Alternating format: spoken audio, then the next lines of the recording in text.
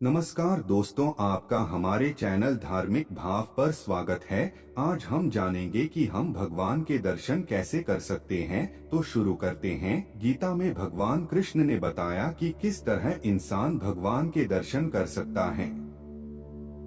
हम सबने अपने मन में परमात्मा की कोई न कोई छवि बनाई हुई है। यही छवि किसी पेंटिंग या मूर्ति के रूप में भी हमारी आंखों के सामने आती है।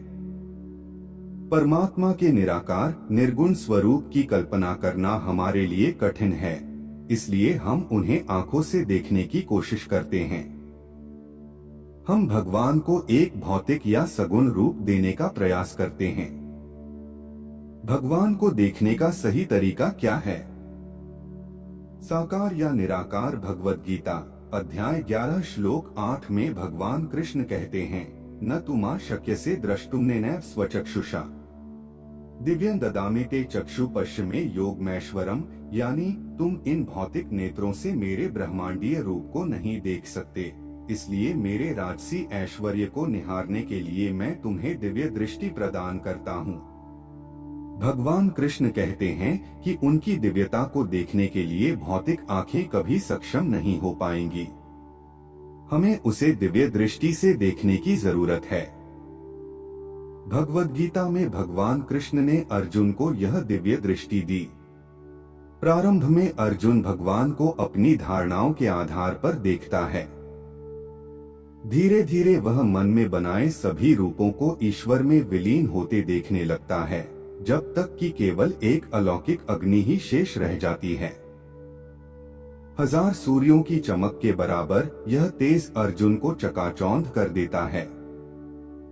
अर्जुन की ही तरह हम इंद्रियों की सीमित धारणाओं से दुनिया को देखते हैं। एक चमगादड़ जो देखता है वह मानव आंख के लिए असंभव है।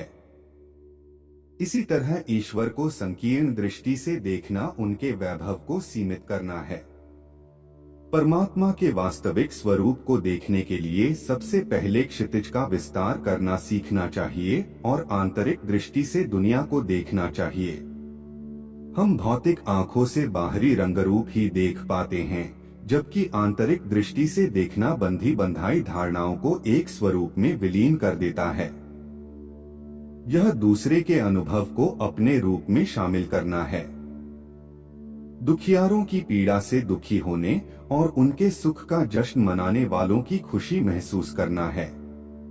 यह प्रकृति की ऊर्जा से जुड़ना और उसकी तरंग से खुद में कंपन महसूस करना है। जिस क्षण आप प्रतिध्वनि से मेल खाने लगते हैं, उसी क्षण से भीतर का प्रकाश फूटने लगता है। आप आसपास और भीतर की हर चीज के लिए भक्ति और प्रेम से भरने लगते हैं। यही वह समय होता है जब आप ईश्वर को उनके वास्तविक रूप को देखने के लिए दिव्य प्रकाश से धन्य हो जाते हैं। हर जगह दैवी गुणों की तलाश करें।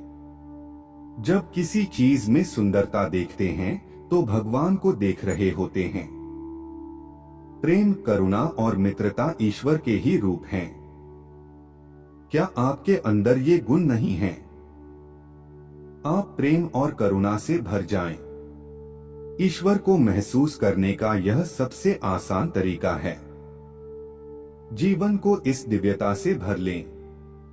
भगवद गीता में भगवान कृष्ण अर्जुन को बताते हैं कि उन्हें सच्चे योग के ईश्वर, देवताओं के देवता के रूप में देखना कितना मुश्किल है। केवल शुद्ध भक्ति ही इस दृष्टि को प्राप्त करती है। यदि कभी भी भगवान को देखना चाहते हैं तो उन्हें भक्ति की दृष्टि से देखें।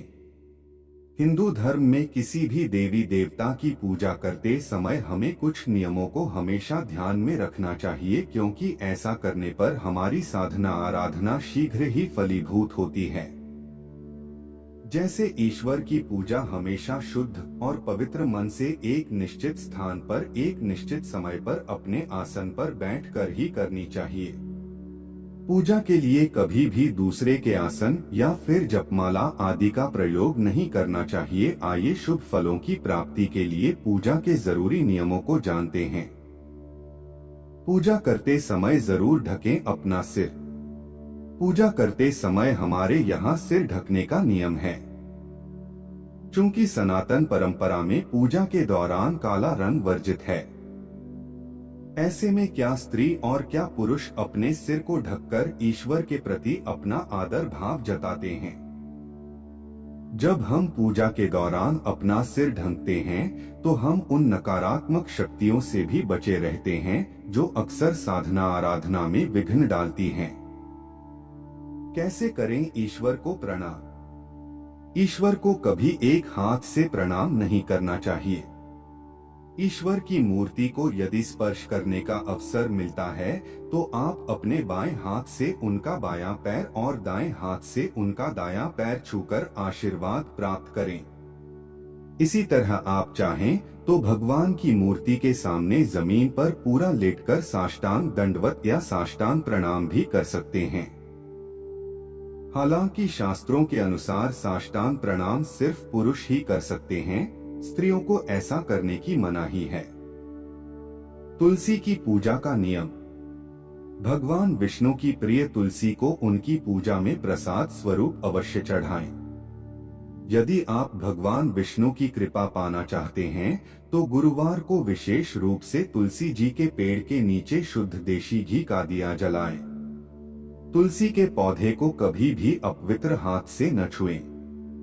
तुलसी के पौधे से पत्तियां हमेशा स्नान करने के बाद पवित्र कपड़े धारण करके ही तोड़ना चाहिए।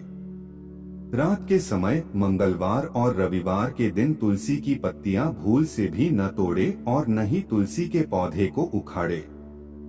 दीपक से दीपक नहीं जलाएं। ईश्वर की पूजा के लिए जलाए जाने वाले दीपक को कभी भी किसी दूसरे दीपक से न जलाएं। उसे जलाने के लिए हमेशा एक नई माचिस की तीली का प्रयोग करें।